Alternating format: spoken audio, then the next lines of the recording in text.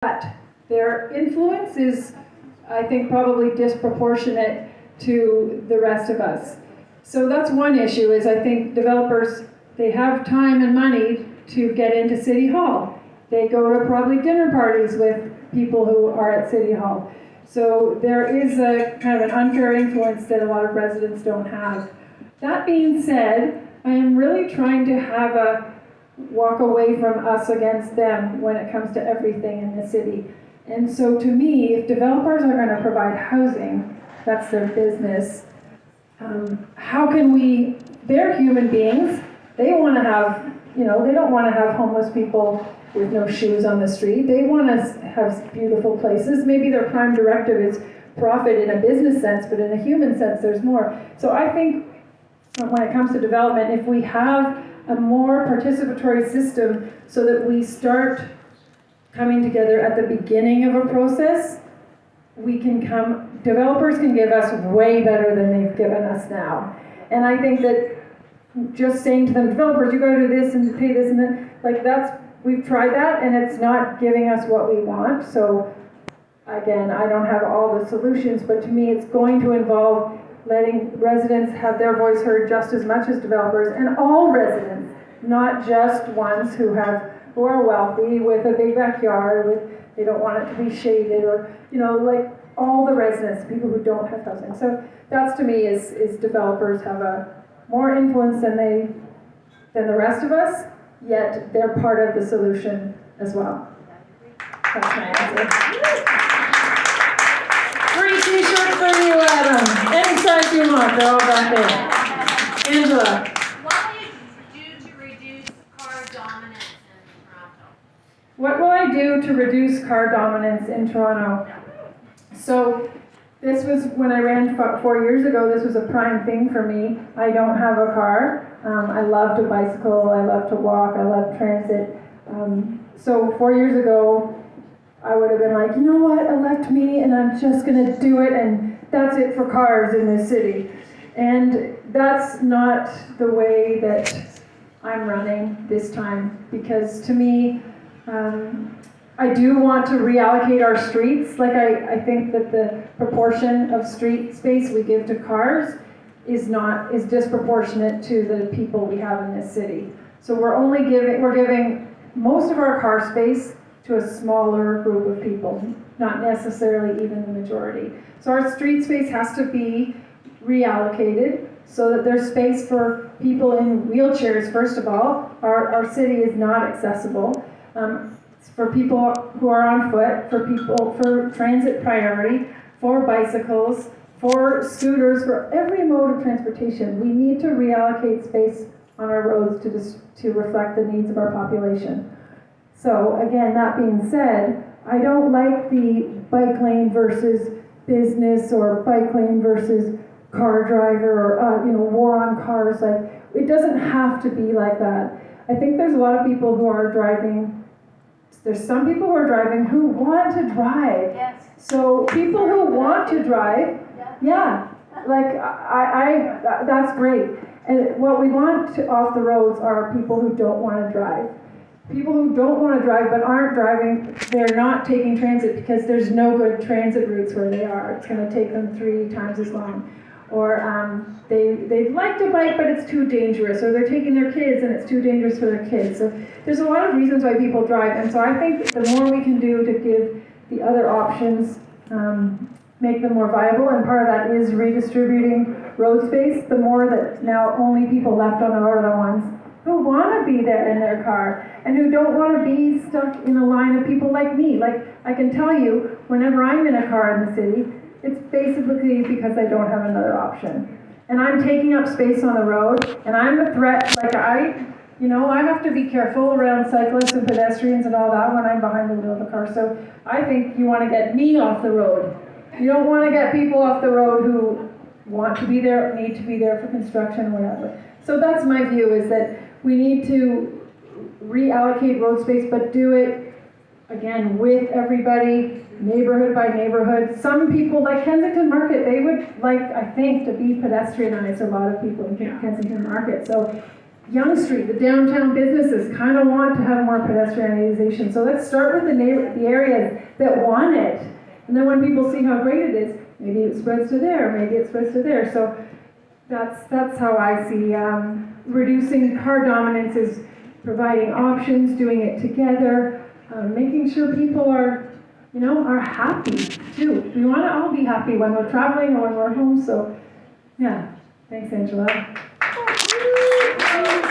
Trish. I know you've had some amazing experiences in travel. I'd love to be inspired by something you've seen in your travels that you would love to bring to Toronto because it would make our city better. So what have I been inspired in my travels that would make Toronto better? I mean, there's so many, so there's Hanoi in Vietnam. There's this sort of level of chaos of food, amazing food everywhere, and flexibility, and everybody just kind of navigating around each other, and there's not a lot of rules. It's chaotic and scary when you first get there. I remember crossing the street with my kids, and there's no lights, and it's really fast traffic, and our hotel was over there. We ended up over here, and we were like, I guess we're never going to go home, because we can't cross the street. So we stood there for a long time trying, do we do another hour and a half detour? And then finally we saw people just kind of moving. It's like a river flowing through the river. Now I don't really want that, but that flexibility around so much else, cooking in the middle of the sidewalk, do we want to do exactly that in Toronto? Maybe not, but the spirit of it, the spirit of flexibility, that's one thing. And then I go to Europe and the public squares in Europe, and just to me, public squares are so beautiful, and having people eat in public squares and play music in public squares and have concerts in public squares, and just that public plaza of people, and anybody can enjoy it. You can be rich, you can be poor, you can be whatever from anywhere, and you can enjoy that public square, and you can make it your own. And in Toronto we have bits of that. And places get transformed into pop-up kind of public areas, but why not have it all over? So I love public squares, and so public squares, flexibility, trying new things. That's what inspires me. Simon, I saw you how would you better integrate the cycling and the transit networks to have a total regional-wide multimodal system? When we get to specific questions like how would I integrate cycling and transit multimodal, basically I would say I would talk to the people who know how transportation works well. I would talk to the people and the businesses and everyone who uses that corridor. There has to be sometimes physical separation if it's actually dangerous, like St. Clair right-of-way. We put in the right-of-way, which is great, but now it's really not very safe for cyclists to use St. Clair. So I think keeping all transportation needs together when you're planning any kind of project. Processes, I'm talking about concepts. Yeah, well, concept-wise, basically, we should have networks of corridors for bikes and transit, just the way we do have networks of corridors for cars. And again, when I say bikes, I really want to speak wheelchairs and people on foot and skateboards and people on scooters. There's two people who came with scooters tonight. I'm seeing them everywhere now. They're part of our urban landscape, and people are kind of resisting, maybe scooters, we shouldn't have them, but it's no, that's only because we feel we're crowded and we don't have enough room. And once we have enough room, we have enough room for all these different modes that people are using. So we need to have corridors. So again, I don't have to be in your way on the street because I'm on my bike going all the way to High Park, Scarborough, North York, wherever it is. Thank you. Yes. Okay, I have a And Carol different next. question. Are you open to having new inventions, new innovations like free energy, clean water, natural kind of things that are coming out, the inventions? Would you implement that in Toronto? Yeah, well, I'm open to innovation. I think we need more innovation. I'm open to new things. I'm interested in anything that anyone has an idea on. I want to either personally hear or have a forum to hear at the city. So I think if something's legal, I want to hear about it. If it's illegal and you have a good reason why it should be legal, I want to hear about that. You know, I think there's no danger in ideas, and I think people feel threatened by ideas because they're worried about what it might mean. And I say, hear all the ideas. If they work, we'll use them. If they don't, we won't use them. There's no need to be afraid of them. Carol, I saw your hand.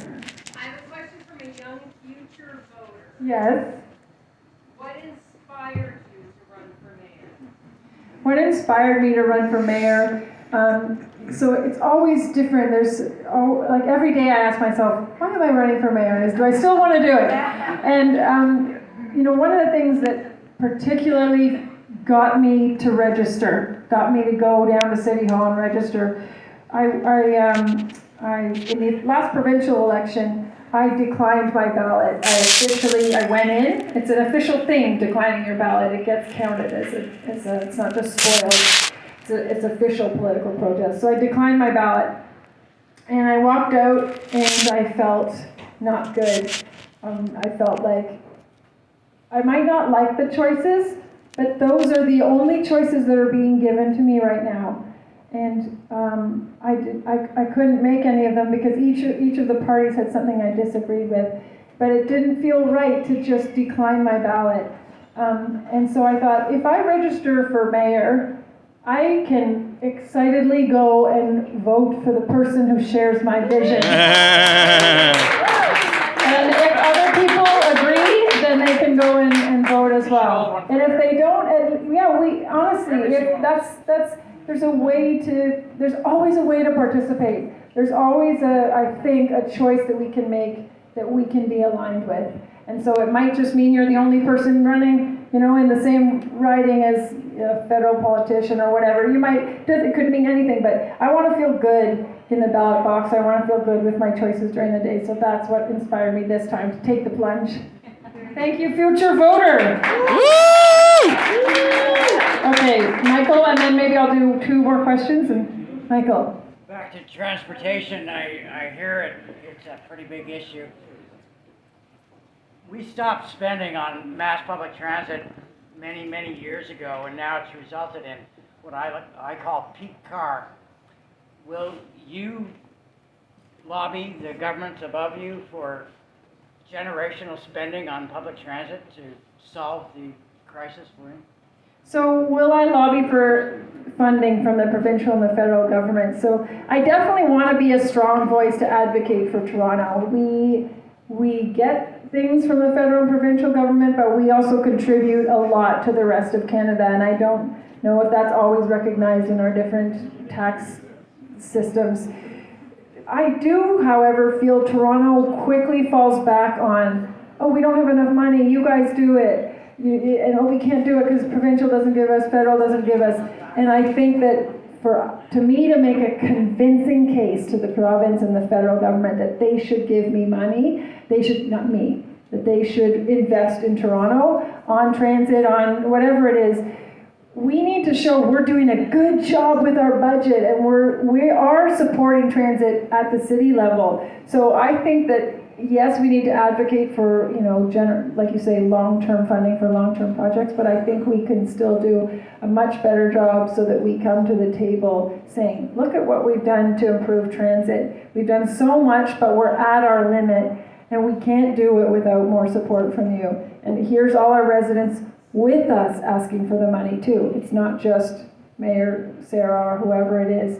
So I would advocate, but I really want it to be advocating from a position of strength, not a position of like, just give me more money, which I have to say, when I hear that in politics now, I sometimes feel frustrated because I think there's so much more Toronto could be doing before it's asking for more. Absolutely. Thank you. Jenny.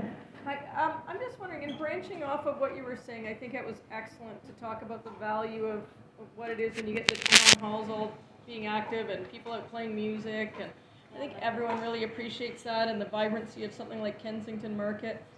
I'm curious to know what would happen if we end up in a situation like 2 years ago and even over the last 2 years where lockdowns are asked again and the effect that it's had on small businesses or on people, and what do you respond when they try to say that the mandate, or that they're trying to encourage mandates for lockdowns and or other restrictions like that? Right. So so kind of what's my approach to mandates and lockdowns? Is that? Yeah. So, I mean, people know me, I think, here, that I have been opposed to our general COVID policy response. I don't think that, it's a friendly crowd. Not everybody agrees, but this is a friendly crowd. I don't think it was the right approach, and it wouldn't be one I would favor. Again, I want to look forward, and there's so much polarization and division, and we're in this position right now where we aren't locked down. We can go out into the world. We can go to a restaurant. We have a lot of those freedoms we took for granted 2 years ago. We have a lot of them right now. Not all of them. There are still a lot of things in place that we might not agree with, that some of us might not agree with. So my approach, first of all, is to move forward. And I only want to deal with problems when they're there. So talking about what might happen in the future, sure, we want to be prepared and resilient and open and aware. But I don't think we need to worry about it until it's there. And that's, I guess, a matter of trust. You know, when you elect someone, do you trust that they're going to respond in a way that's going to be respectful to you as a resident? It's certainly not an approach that I could ever imagine taking. I think and I think we've learned so much. You know, fear drove us at the beginning, and people have learned so much about the different ways of doing things. So I think, so that's my answer, is I want to look at where we are today. I want to strengthen what we have today. I want to strengthen communities we have today and move forward and build bridges with all the people that have been divided over the past 2 years. Because again, we all want to be safe. Like, we all want to feel safe. We all want to feel loved. We all want to be free. You know, we've turned freedom into this dirty word. It's like, but everyone wants to be free, whether you're wearing, you know, whatever kind of protective equipment, whether you favor however many, you know, whatever kind of medication, whether you don't want anybody to touch your body or your face. It doesn't matter. We all want freedom, and we all want safety, and we all love, and we all care about other people. So that's what I want to focus on, is that unity below the division, and take that forward in whatever political issues arise in the future.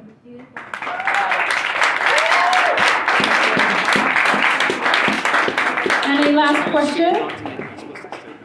Okay, so that basically was my speech, so thank you for asking all those questions. I don't have to do a speech. I'm going to kind of end with just reminding you, as I started in the welcome, about how participatory democracy is. I think it's like the key to the future. We underestimate, like I have underestimated what I can do and what I can contribute. And okay, so anyways, I think we can underestimate ourselves, and we can underestimate our neighbors, and we can underestimate the people who we disagree with as well. And we don't see that they have good motivations as well. You know, we don't see that they're working for the betterment of humanity as well, even if they're doing it in a way we disagree with. So that idea of participation and working together holds great promise for us. You know, a friend did a meditation for me before I came here tonight, because I was saying I was nervous, what if nobody comes, and all those things. And she had me imagine being connected, like connected to the ground, connected to the trees, connected to the traffic, you know, to the sirens, whatever it is. And she said, imagine, you know, what you would like to see.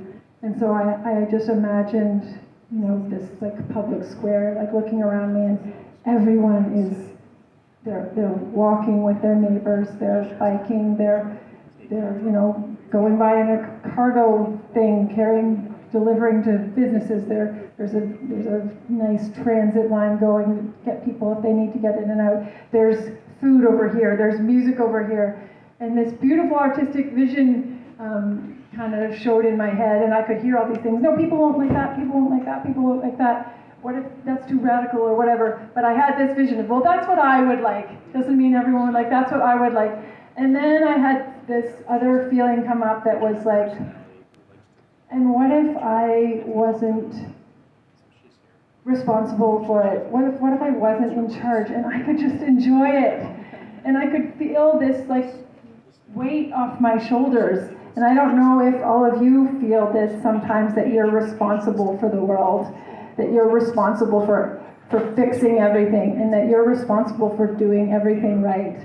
And I want us all to feel like we're all in it together, so it's not on our shoulders. We're a team, we're sharing the load. And so that's going to bring me to my kind of final closing remark about what I'm doing, running for a position of leadership. And let me see if I can find, okay, so this is actually a biblical quote, and I'm not here to convert everybody to any religion. I'm not really a specific, I've raised Christian, but this isn't about Christianity. This is just a quote that I think is applicable to democracy today. So I looked it up just before. It was about speaking about people, God kind of speaking about whether people want a king or not. And I think this, biblical scholars, I'm sorry if I'm saying the wrong thing, but here's the quote. He will take one, it's a whole thing about what the king will do. And sort of ending, he will take 1/10 of your grain and of your vineyards and give it to his officers and his courtiers.